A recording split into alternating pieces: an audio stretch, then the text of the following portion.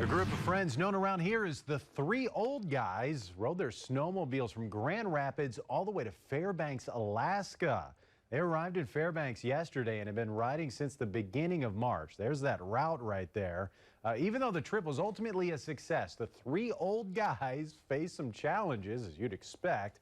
The original plan was to take the Yukon Quest Trail most of the way, but with fresh snow on the highway, they decided to ride by road as much as possible.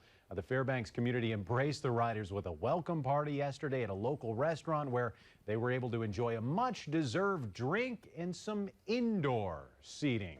Get inside, they've earned it. How about that ride? Close to here, right? Because you're like the old guy here.